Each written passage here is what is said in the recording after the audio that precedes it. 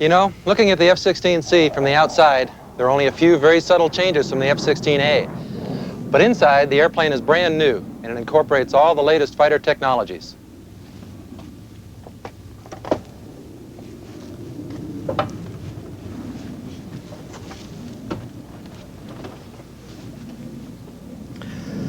Major changes have been made in the F-16C cockpit.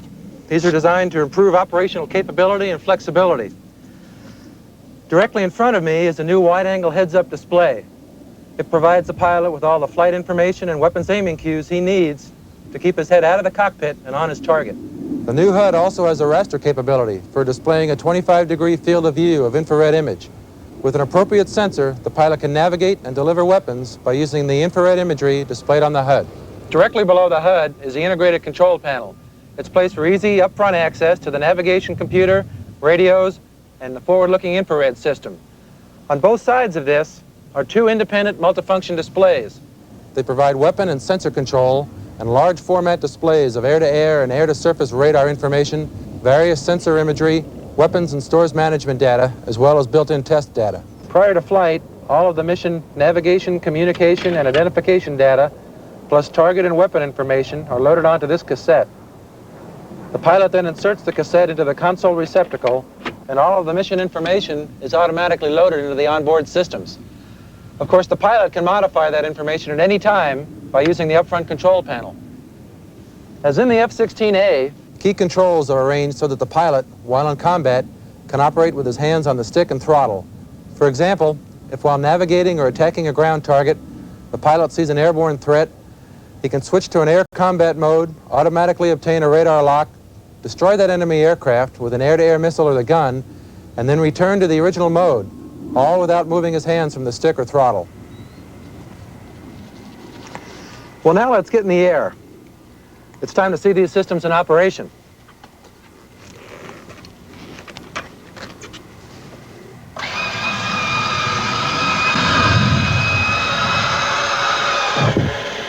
Just like the F-16A, the F-16C is easy to start. No external support equipment is required. We only use one switch to turn on the battery and another switch to start the jet fuel starter.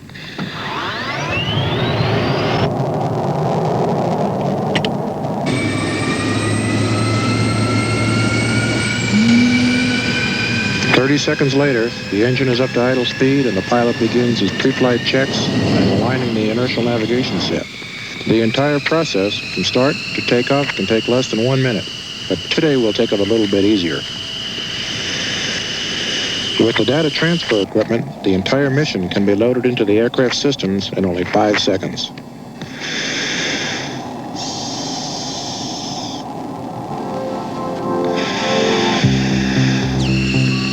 Carswell Tower, Dynam 5 for takeoff. Dynam 5, Carswell Tower, wind 170 at 10, cleared for takeoff. Dynam 5, roger.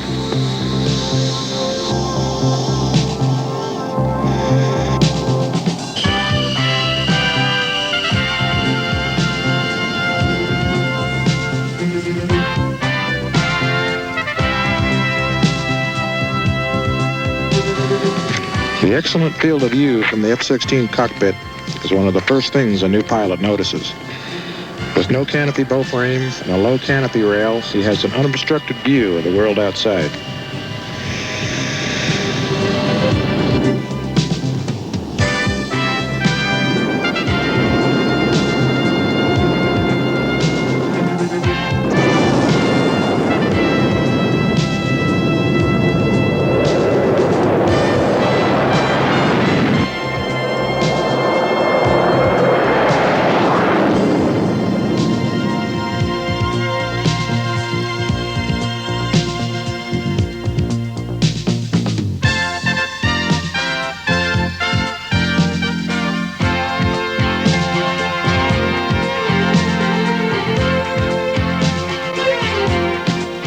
In the air-to-air role, the F-16C provides two key improvements: an upgraded detection capability and a new missile.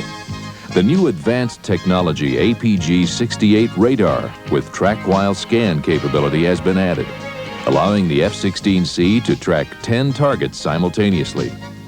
As targets enter the area defended by the F-16C, the APG-68 radar detects intruders far beyond visual range. The computer interprets the threat priority and displays target information along with friendly forces and steering data. The APG-68 will incorporate a new mode called RAID Cluster Resolution. Using the Doppler shift of airborne targets flying in tight formation, the F-16C can determine if there is more than one target in a radar beam width, giving the pilot a better capability for setting up his attack. To take advantage of this improved radar, a new beyond visual range missile capability is provided, the Advanced Medium Range Air-to-Air Missile. AMRAAM receives steering information from the target computer, and after launch, mid-course updates from the radar guide it to the target. The aircraft's fire control computer can support several of these missiles simultaneously. In the aircraft's air-to-surface attack role, significant improvements have also been made.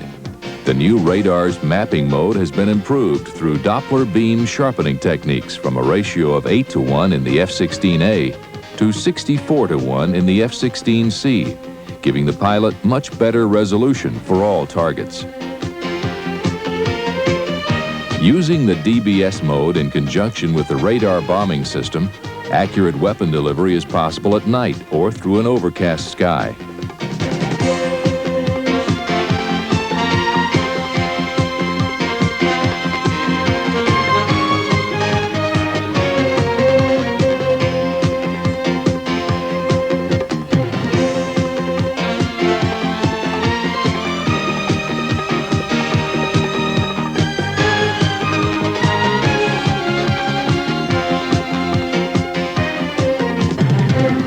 Against moving targets such as tanks and trucks, the APG-68 radar incorporates a ground moving target indicator and track mode.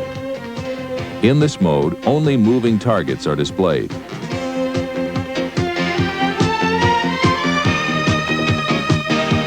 A sea mode is employed to detect ships in various sea states for equal accuracy in sea surveillance and attack.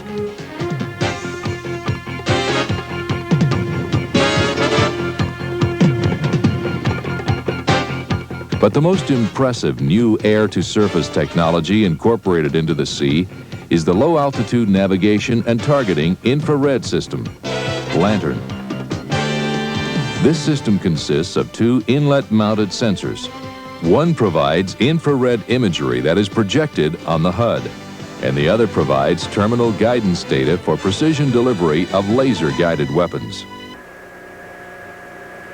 The FLIR image that the LANTIRN system provides is displayed on the HUD. It's like looking through a window. The airplane symbol tells the pilot where the F-16 is going. When he keeps this symbol in the box, which depicts a preset altitude above the ground, he can skim along just above the terrain. Message cues such as no turn and pull up tell the pilot when there are obstacles on either side or ahead of him.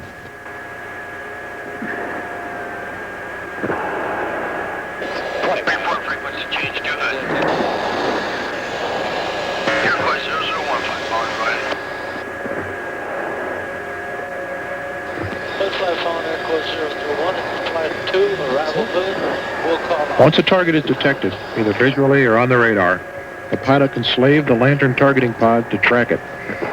Then he releases a laser-guided bomb, and the pod automatically begins lasing to provide guidance for the weapon until it hits the target. The pod continues to look back and records the hit while the F-16 leaves the target area. This system has obvious advantages over conventional weapons delivery systems. It gives extremely accurate weapons delivery, and you don't have to fly directly over the target.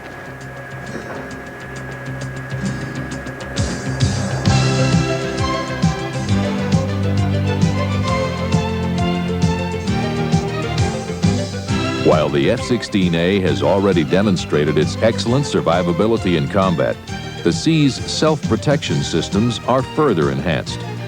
Included is the ASPJ, a sophisticated radar detection and jamming system, plus an improved radar warning receiver. Upon detection of the threat's radar operation, Electronic jamming and/or dispensing of chaff or flares are done automatically. In addition, these systems are internal, eliminating the aerodynamic drag previously caused by external ECM pods. Not all the F-16C improvements are avionic.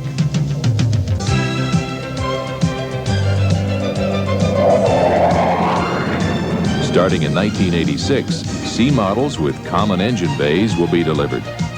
This will allow the F-16C to be equipped with either the Pratt & Whitney F-100 220 engine or the General Electric F-110 100 engine.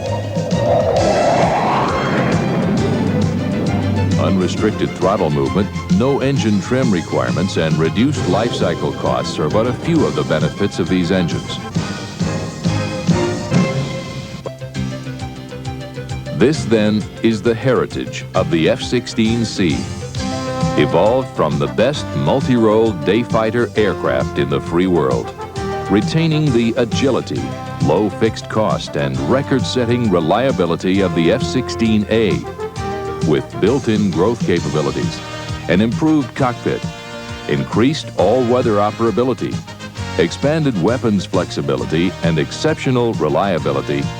The F-16C is able to strike and fight anytime, anywhere, day or night.